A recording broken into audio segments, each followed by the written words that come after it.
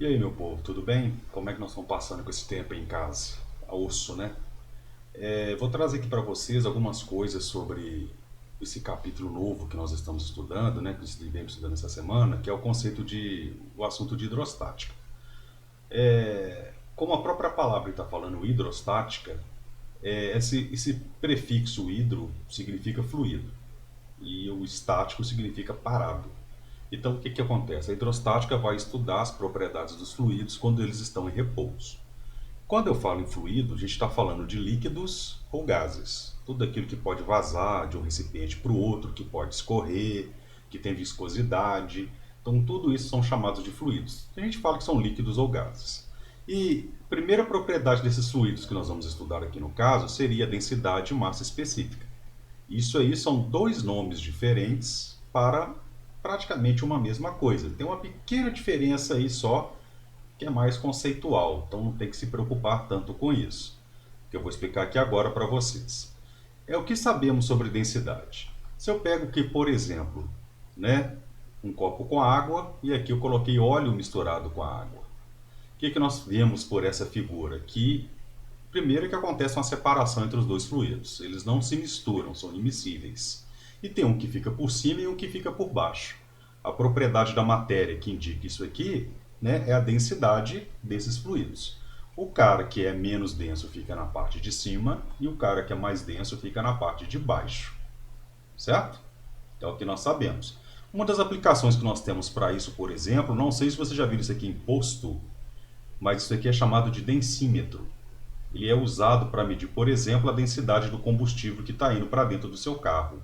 Se esse carinha aqui ficar muito para cima ou muito para baixo, significa que tem alteração aqui no combustível, uma adulteração. Com certeza deve ser um acréscimo que não é especificado por lei de água e você está comprando um combustível adulterado. Então ele funciona baseado na densidade do fluido em que ele está mergulhado. Agora, qual que é a diferença dos dois? Se você pegar os sólidos, eles têm uma estrutura que a gente chama de estrutura cristalina. O que significa isso? Ele é feito de pequenos cristais e esses cristais se amontoam para fazer o sólido. Então esse cristal aqui, por exemplo, é chamado de cristal de cúbico centrado. Você tem um átomo no meio do cubo aqui. Ó. Agora, se eu pegar um outro tipo de metal, o cristal dele já é um pouco diferente. Esse aqui é chamado de cristal cúbico de face centrada. Então, observe que você tem aqui poucos átomos no mesmo cubo. Aqui você tem mais átomos no mesmo cubo. O que significa isso? A concentração de átomos aqui é menor do que aqui. Então, a massa específica do cara azul é menor do que a massa específica do cara verde. Então, o que seria massa específica? É a concentração desses átomos num pequeno espaço. Quanto mais concentrados, maior a massa específica desse material. Certo? Isso aqui eu tirei desse livro aqui, só para não levar a crédito de outra pessoa. Agora, o que significa densidade? Eu posso pegar, por exemplo, uma esfera desse tipo aqui feito de aço. Certo? Então, o material da esfera tem essa característica aqui. Mas a esfera é toda oca, toda vazia. Então, o que acontece? Isso faz com que a densidade dela diminua. Certo? Isso permite, por exemplo, igual navio. Isso aqui são fotos de um corte de um casco de navio. Navio é feito de aço.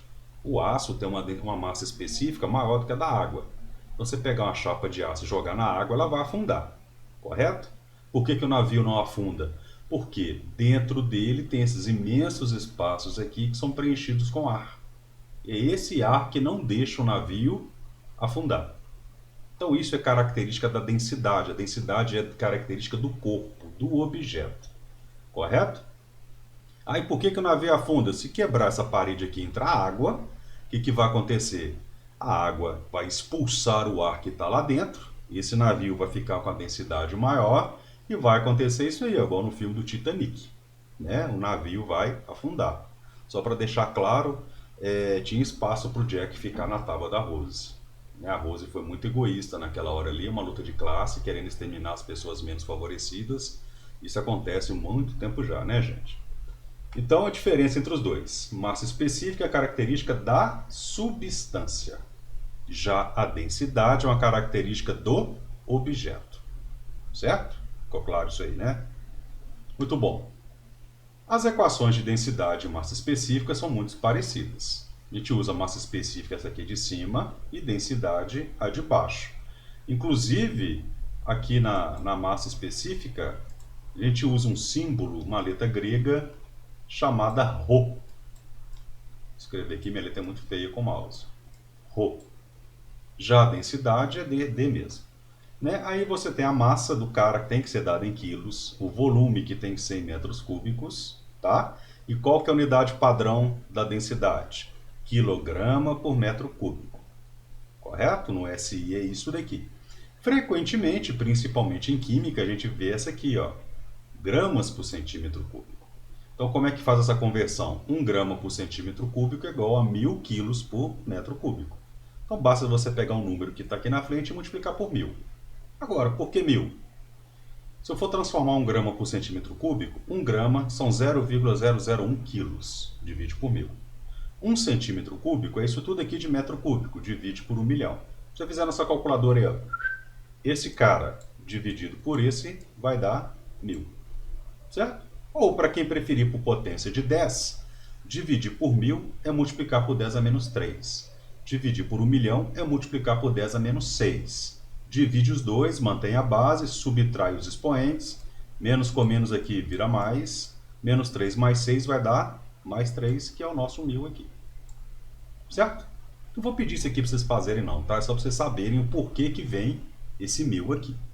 Ok? Está errado aqui alguns exemplos. Então, olha aí, na tabela abaixo temos as densidades de alguns materiais sólidos. Se eles forem adicionados à água líquida e pura à temperatura ambiente, qual deles flutuará? Qual que é o conceito aqui, gente? Vai flutuar somente os caras que têm a densidade menor do que a densidade da água, correto? A densidade da água, né, padrão é 1. Então, os caras que estiverem abaixo de 1, eles vão flutuar. Pau-Brasil, nem existe mais trem, né? Os portugueses levaram tudo já lá, para a Europa, muito tempo atrás. E o outro aqui é o carvão. Né? Super normal jogar carvão na água para boiar, para você ver boiando. E é óbvio que a água vai misturar com a água, nem boiling, né, gente? Mas isso aqui é sem noção. Certo? Então, somente quem está com a densidade menor do que a da água que vai flutuar. Quem está com a densidade maior vai afundar na água. Essa outra questão aqui, ó, rapidinho, só para testar a equação.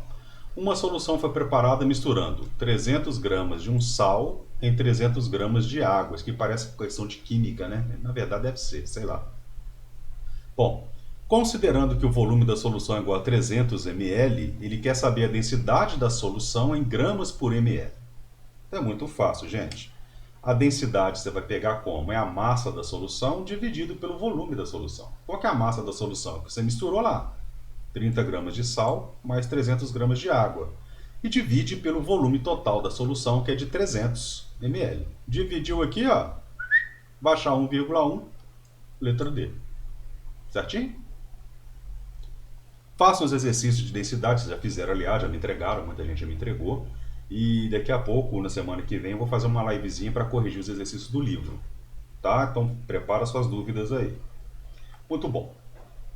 O outro conceito que nós temos aqui é o conceito de pressão, certo? Vocês já ouviram falar sobre isso, não tem nada a ver com a pressão que a gente está sentindo nos dias de hoje, né? Esse é outro tipo de pressão, quem trata disso é psicólogo, mas aqui a pressão é o seguinte, imagine que eu tenho uma certa área, A, uma área qualquer, vai ser aplicada nessa área uma força F, correto? Quando eu aplico a força na área, existe uma distribuição da força por toda a área. Essa distribuição da força é o que nós chamamos de pressão. Certo? Então notem que a pressão ela vai depender tanto da força quanto da área. A fórmula de pressão, eu acho que eu não coloquei aqui, eu esqueci, mas não vou gravar de novo. A pressão é igual a força sobre área. Correto? A força que você faz dividido pela área pela qual ela é distribuída. Então a pressão depende tanto da força quanto da área. Se eu aumento a área, significa que a pressão diminui. Se eu diminuo a área, a pressão aumenta. São inversamente proporcionais. Vocês podem pensar o seguinte: você está numa festa, aí você tá lá conversando com o povo, né, sem corona, claro, e vê um cara e pisa no seu pé. O que faz o seu pé doer quando você toma um pisão? Nossa pele, ela tem vários sensores lá, né? Umas terminações nervosas que são sensíveis à pressão. Então, quando você aumenta muito a pressão nessas terminações, ela manda um sinal para o cérebro que a gente identifica como dor. Então, dói. Agora, se um cara pisar no seu pé, dói. Agora, imagina uma mulher pisar no seu pé com um salto-agulha. Vai doer muito mais. Por quê? A área do salto é pequenininha. Então, vai estar concentrada a força do pisão dela numa área pequena. Então, a pressão vai ser muito grande, o sinal vai disparar no seu cérebro, então você vai sentir muita dor. Certo? Então, a pressão tem essas, né, relações com a força e com a área. No Sistema Internacional de Unidade de Medidas, a unidade de pressão é o Newton por metro quadrado. Newton por metro quadrado, que a gente chama de 1 Pascal, 1 PA. Então a gente fala Pascal é Newton por metro quadrado. Se eu falar 400 pascais, são 400 newtons por metro quadrado. Certo? Isso no SI. Existem outros tipos de unidade, a gente vai ver também, mas a gente já trabalha mesmo com Pascal. Tá? Isso me lembra, inclusive, de uma piadinha. Estava lá brincando de esconde-esconde. Einstein, Newton, Gauss, Bernoulli e Coulomb. Certo? Aí o Einstein foi contar. Tá lá contando 1, 2, pi, 5, 10. Todo mundo escondeu, todo mundo sumiu. Certo? Exceto o Newton. Newton foi sorrateiramente e ficou atrás do Einstein. Certo? E pintou no chão, um giz do bolso, assim, pintou um quadrado com 1 metro de lado. E ficou parado em cima desse quadrado. Quando o Einstein acabou de contar, ele virou e falou assim: 1, 2, 3, Newton. Aí o Newton falou assim: errado. Eu não sou Newton, eu sou Pascal, que é 1 Newton em cima de 1 metro quadrado. Espero que vocês tenham gostado da piada. Isso faz lembrar da unidade de medida. Estou rindo por dentro, vocês também devem. E o que nós temos para falar hoje é só isso, para não estender muito. Eu vou passar o resto da matéria ao longo da semana. Ok? Então, obrigado a todo mundo por ter assistido aí essa bagaça e espero que façam proveito dessa pequena aula. Lembre-se que eu vou fazer a live para corrigir os exercícios, tanto da parte de massa específica e densidade, quanto da parte de pressão. Ok? Eu vou avisar vocês o dia da live com antecedência para vocês se programarem. É isso aí, meu povo. Até mais.